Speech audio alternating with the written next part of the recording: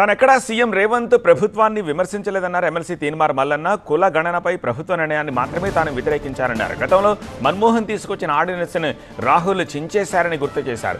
బీసీలకు అన్యాయం జరుగుతుంటే నోరు విప్పాలని రాహుల్ గాంధీ చెబుతున్నారని, కానీ ఇక్కడ బీసీల గొంతు నొక్కే ప్రయత్నం జరుగుతోందని విమర్శించారు. కాంగ్రెస్లో కోమటిరెడ్డి బ్రదర్స్కు ఒక న్యాయం, బీసీలకు మరో న్యాయం ఉంటుందా అని ప్రశ్నించారు.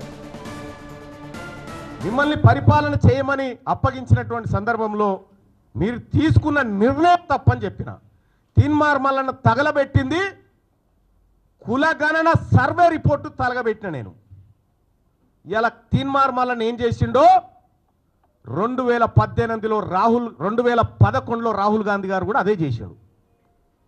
Manmohan Singh government UPA 2 government తీసుకొచ్చిన ఆర్డినెన్స్ చింపి చెత్తబుట్టలో బారేసిండు. ఇలా నేను చేసింది గదే.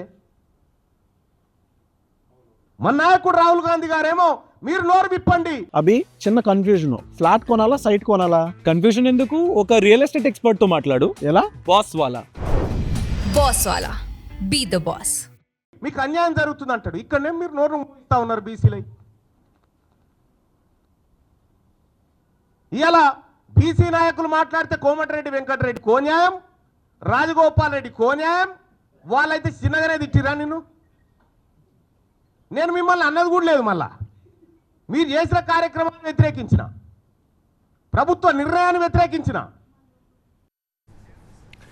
ఏ ఒక్కరి వల్లనో తెలంగాణలో కాంగ్రెస్ అధికారంలోకి రాలేదు అన్నారు ఎమ్మెల్సీ తీన్మార్ మల్లన్న. కాంగ్రెస్ గెలుపులో తన పాత్ర సైతం ఉందని అన్నారు.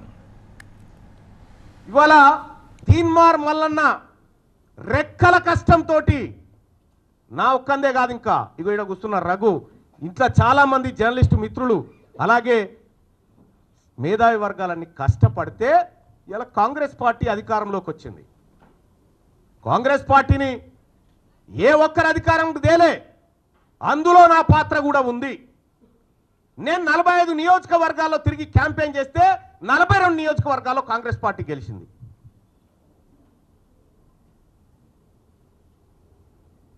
తీన్మార్ మల్లన్న ఏం చేసిన కాంగ్రెస్ పార్టీ కంటే నువ్వు కూర్చున్న కుర్చీ పునాది పడడానికి నేను తీన్మార్ మల్లన్నను కూడా కారణం.